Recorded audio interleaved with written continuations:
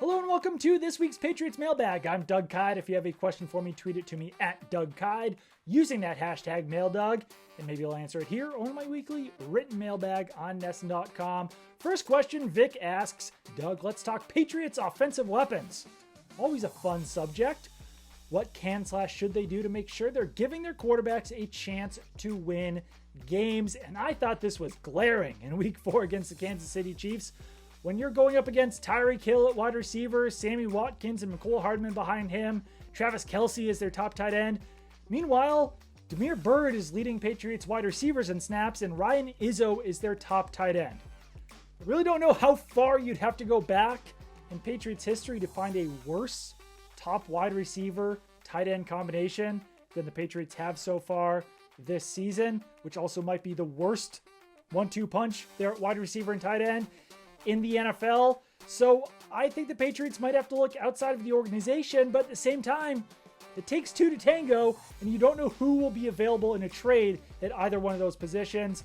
On the Patriots roster, it seems like Julian Edelman will probably be the number 3 wide receiver this season because of his age and some injuries.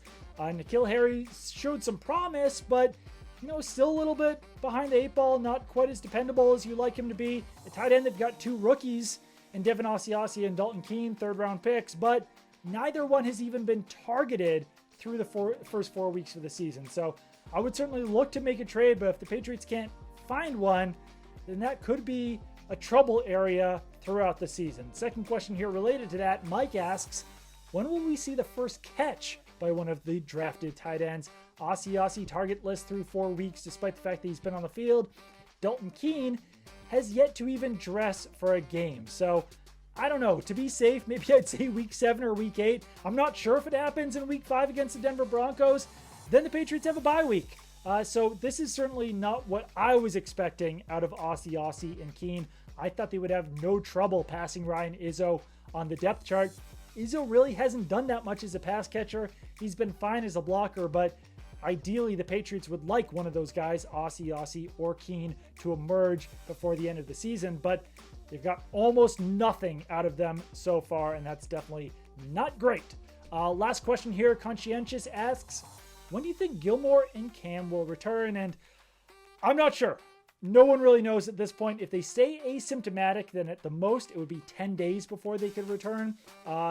They could pass 2 consecutive COVID tests in a row. That would bring them back onto the field a little bit sooner. If they start showing symptoms, which hopefully they don't, then it would be 10 days since symptoms plus a number of other events would have to happen. So if they stay asymptomatic, then they'll be able to return sooner than later. If they show symptoms, then who knows when they'll be able to come back. But this isn't the worst game to be without Stephon Gilmore. The Broncos will be down their top wide receiver, Cortland Sutton, probably their top tight end, Noah Fant, rookie KJ Hamler also probably won't play. So you're talking about guys like Jerry Jeudy, Broncos 1st-round pick. He's dangerous, but then Deshaun Hamilton and Tim Patrick at wide receiver, Nick Vannett, Jake Butt at tight end. And I think the Patriots secondary should be able to handle those guys.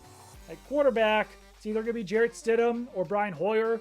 If Cam Newton can't play, I would probably put Jarrett Stidham out there, even though it's definitely not ideal for him to be taking his first start without practicing on Wednesday and Thursday, and possibly without practicing Friday as well. But I don't think the Patriots can put Brian Hoyer back out there at quarterback, at least as a starter, after what happened last week against the Chiefs with him taking 2 really bad sacks on 3rd down in the red zone when the Patriots could have been putting points on the board.